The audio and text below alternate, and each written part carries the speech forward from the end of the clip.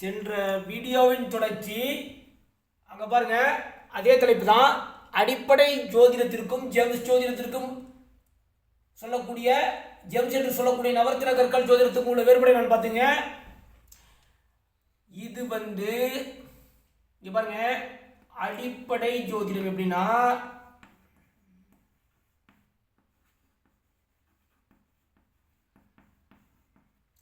இப்போ ஒரு மேஷ லக்னம், இங்கே செவ்வாய் இருக்கான், குரு இருக்கான், புதன், சுக்கிரன்,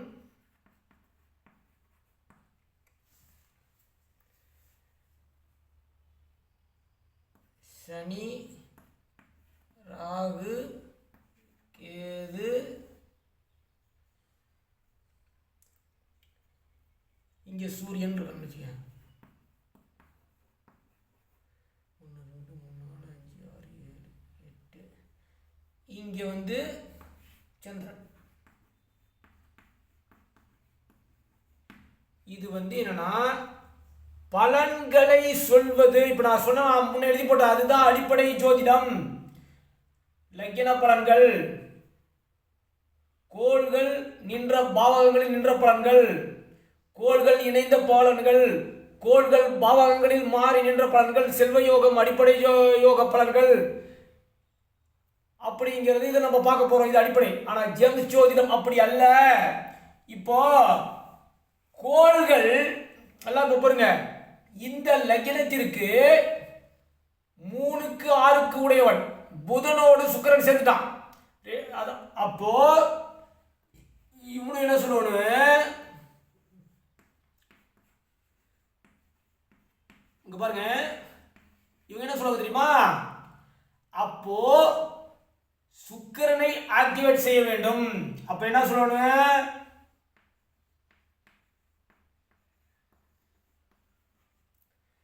சுக்கிரனை ஆக்டிவேட் பண்ணும்.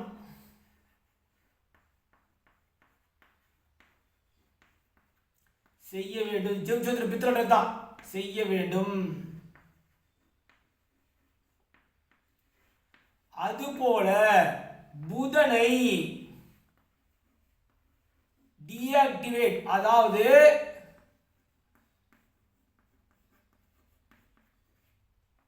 செயலிழக்க செய்ய வேண்டும். ஜெம்ஸ் என்ற மோதிரத்தின் மூலம்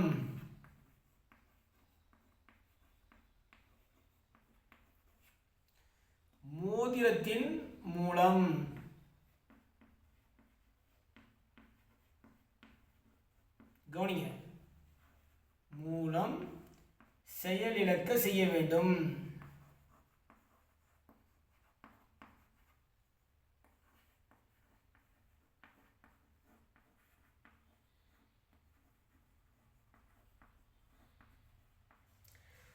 அப்ப இங்கே கவனிங்க, சுக்கிரனுக்குரிய நவரத்னம் எது? வைரம். வைரத்தை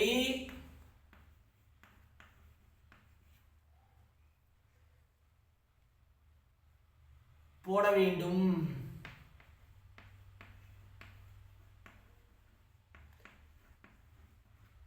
வைர மோதிரம் போட வேண்டும் சொல்லுவாங்க. வைர மோதிரம் போட வேண்டா. அப்ப புதனின் தன்மை மரகத பச்சை அதிகமாக போடக்கூடாது. அப்ப இங்கே மரகத பச்சை போடக்கூடாது.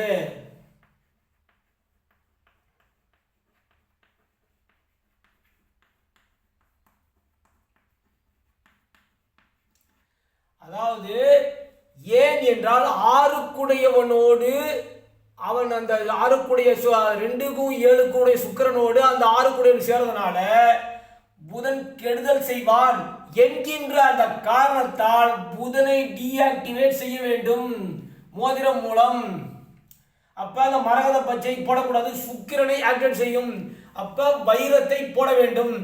வைரம் போட்டால் சுக்கிரனின் தன்மைகள் அப்படியே பிரதிபலிக்கும் என்பது ஜெம்ஸ் ஜோதிடம். சரி, இது ஒரு பக்கம் இருக்கட்டும். இங்க பாருங்க, சூரியன் சனி சேர்ந்திருக்கான். சூரியன் சனி சேரவே கூடாது.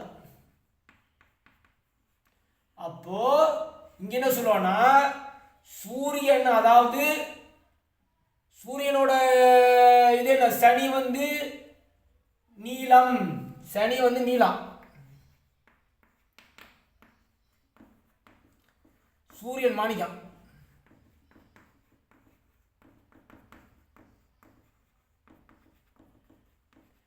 அப்போ சனியை டீஆக்டிவேட் செய்ய வேண்டும் இவனு ஜோதிடம்.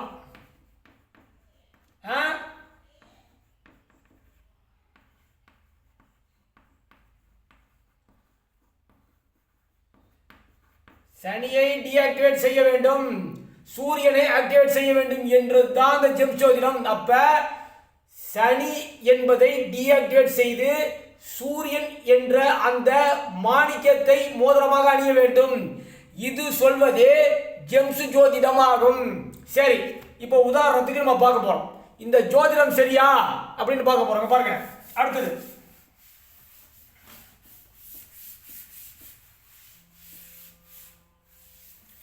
இங்க பாருங்க, கோள்கள்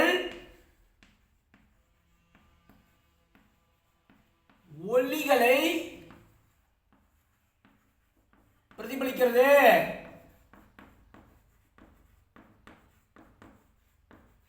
நட்சத்திரங்கள்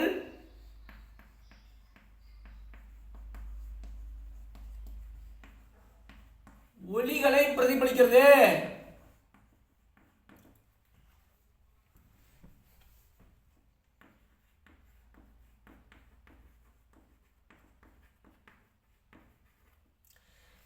ஏழு கோள்களுக்கும் ஒளி உண்டு.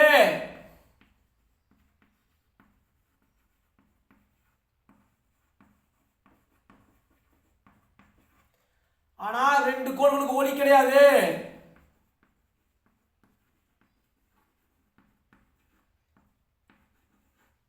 ராகு கேதுவிற்கு ஒளி கிடையாது.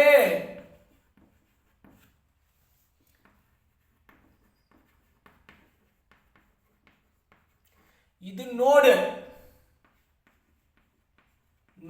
Planet Rahu. North node, south node, north and south. Rahu கேதுக்கு சுய ஒளி, இது வந்து சுய ஒளி உண்டு.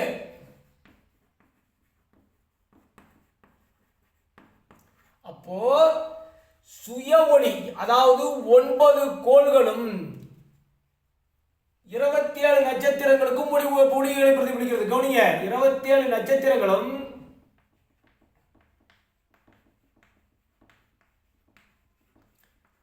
ஒளிகளை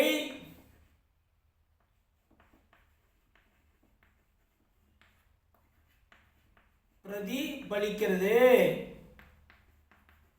சரி, இப்ப இங்க என்ன பிரச்சனைனா, அதாவது வானமண்டலத்திலிருந்து ஒளிகளின் அடிப்படையில் நல்லதோ கெட்டதோ, அதாவது நல்ல ஒளிகள் ஏற்படும் பொழுது நல்ல பலன்களும், தீய ஒளிகள் ஏற்படும் பொழுது தீய பலன்களும், கோள்கள் ஒளிகளாக பிரதிபலிக்கப்படுகிறது, கோள்கள் ஒளிகளாக வரையறுக்கப்படுகிறது. இதை கவனிங்க. அப்போ கோள்கள் அந்த ஒளிகளை பிரதிபலித்து ஒளிகளை உள்வாங்கி பலன்களை ஏற்படுத்துகிறது. ஆனால் இங்க பிரச்சனை அது அல்ல. பிரச்சனை அந்த வந்து கற்கள் என்பது உயர்திணை பொருள் அல்ல, அக்ரிணை பொருள்.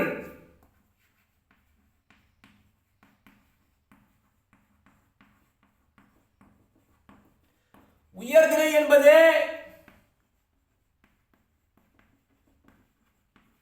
என்பது மனிதனே. ஜோதிடம் மனிதர்களுக்கு தான் சொல்லப்படுகிறது. ஜோதிடம் மனிதர்களுக்கு தான் சொல்லப்படுகிறது, விலங்குகளுக்கு அல்ல.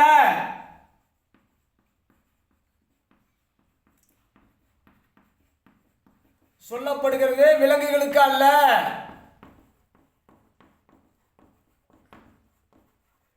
விலங்குகளுக்கு அல்ல.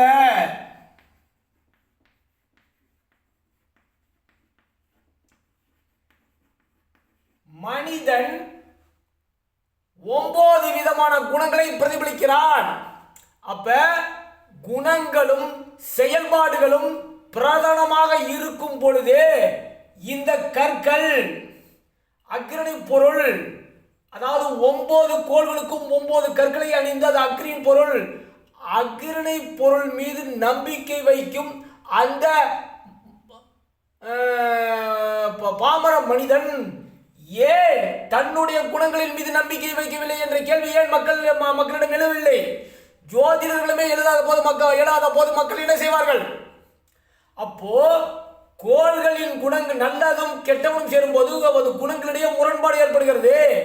இந்த முரண்பாடுகளை கற்கள் அக்னி பொருள் மூலம் அந்த சூரியனும் சனி இருக்கிறானா, சனியை டீஆக்டிவேட் பண்ண முடியுமா? இந்த ஒளிகளும் விழுகிறது, இந்த ஒளிகளும் விழுகிறது. 2 ஒளிகளும் சேரும் போது குணங்களையும் செயல்பாடுகளையும் தடை செய்கிறது, அந்த பாவங்களை தடை செய்கிறது. அப்போ தடை செய்யும் பொழுது அந்த கற்கள் மூலமாக அந்த தடையை சரி செய்ய முடியுமா? அக்னி பொருளால் குணங்களை சரி செய்ய முடியுமா? பாவங்களை சரி செய்ய முடியுமா? இயல்புகளை சரி செய்ய முடியுமா? இது எதுவுமே முடியாத யதார்த்தத்தை கவனிங்க. இங்க கற்கள் மூலமாக அப்போ பிரபஞ்சங்கள் ஒளி முக்கியமா, பிரபஞ்சத்திலிருந்து கற்களை பிரதிபலிக்குமா அந்த அக்னி பொருள்? சொல்லுங்க. பிரபஞ்சத்திலிருந்து வரக்கூடிய அந்த வானமண்டலத்திலிருந்து வரக்கூடிய அந்த கதிர்களை அந்த கற்கள் பிரதிபலிக்குமா? அப்ப அது உயர்திரி பொருளா பிரதிபலிக்கிறது? அக்னி பொருள் எப்படி ஒரு சாதாரண கல்லுங்க, அந்த அக்னி பொருள் எப்படி பிரதிபலிக்க முடியும்? கிடையவே கிடையாது. அந்த அக்னி பொருளால் பிரதிபலிக்கவே முடியாது.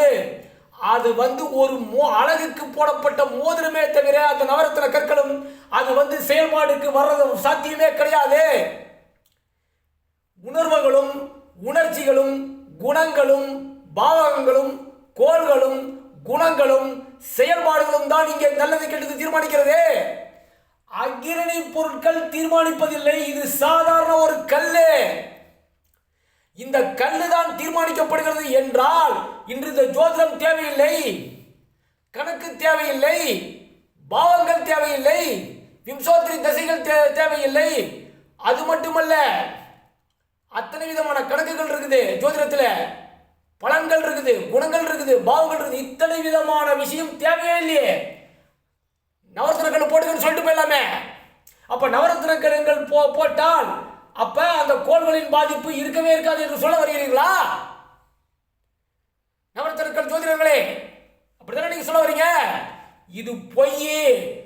நவரத்னம் என்பது ஒரு அக்னி பொருள். ஒரு மோதிரம் அழகுக்காக போடப்படும் மோதிரமே ஒன்றி அன்றி அது வானமண்டலத்தில் ஒரு கதிர்களை இழுத்து அந்த கதிர்கள் வீச்சுகளை குறைத்து பலன்கள் செய்யும் என்று முட்டாள்தனத்தை முன்னே நீங்கள் வெளியே வாருங்கள் மக்களே, நீங்கள் வெளியே வாருங்கள் தயவு செஞ்சு.